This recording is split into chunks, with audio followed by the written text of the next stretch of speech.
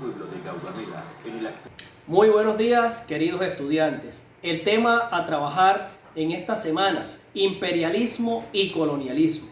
Hablar del imperialismo es definir un concepto en el cual una nación poderosa doblega y domina a otra para imponerle sus condiciones económicas, políticas, militares. Hablar de imperialismo es tener que trasladarnos a la antigüedad y hablar de los persas, hablar de los egipcios, de las batallas de los romanos, de los griegos, el imperio romano, que fue el máximo esplendor de la antigüedad. Cómo una nación poderosa imponía las condiciones sobre otra más débil y expandía sus territorios. Hablamos de un dominio hegemónico en la antigüedad, porque una nación poderosa establecía sus condiciones sobre otra más débil. En ese sentido, el imperialismo va cambiando y va evolucionando, y lo podemos ver en la Edad Moderna, como ya no estamos hablando de una sola nación, sino de múltiples naciones. Entonces hablamos del imperialismo europeo y vemos cómo naciones poderosas como España, como Portugal, como Holanda, se trasladan a otros lugares del planeta, en el caso de América, en el caso de Asia, en el caso de África, y colonizan estos territorios para sacarle provecho. Entonces, primero que todo, vamos a tratar de definir el concepto de imperialismo y posteriormente el de colonialismo, para tratar de entender mejor este tema.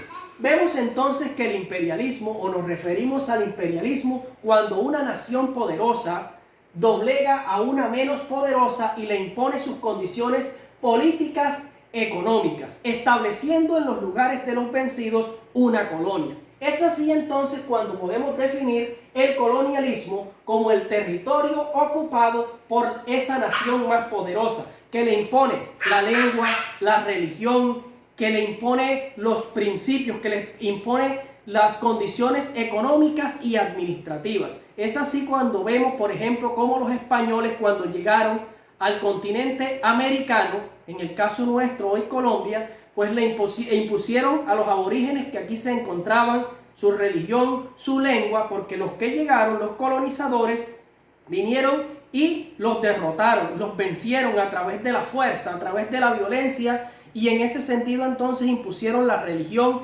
impusieron la lengua, impusieron una estructura económica y política, pero adicionalmente se vinieron y se trasladaron hacia estos territorios, los ocuparon, se quedaron viviendo acá, crearon ciudades, invirtieron capital y construyeron, en ese sentido, ayudaron a construir ciudades en nuestros territorios. Entonces, ahora vemos que el imperialismo y el colonialismo parecen aspectos que van de la mano. Pero cuando hablamos de imperialismo nos referimos al dominio económico y político que ejerce un país poderoso, y cuando nos referimos al colonialismo nos estamos refiriendo a los territorios ocupados por los países más fuertes, que son los lugares obviamente donde se quedan residiendo.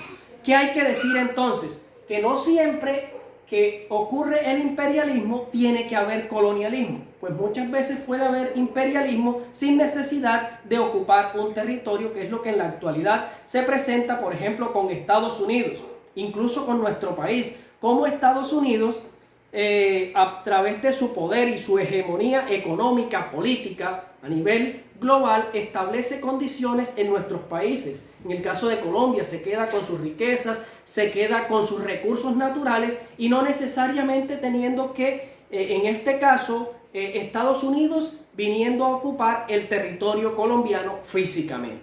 Pero vamos a establecer entonces algunas causas del imperialismo y el colonialismo. Lo primero es lo que tiene que ver con la expansión territorial. Miren cómo en la antigüedad la gran necesidad, la urgencia de esos países poderosos, de esas naciones poderosas, era la necesidad de expandir sus territorios, la necesidad territorial. Por eso se daban luchas, combates para apoderarse de los territorios de otros países. Y entonces estaba determinado el triunfo por aquel que tuviera el ejército más fuerte, como en el caso de los romanos.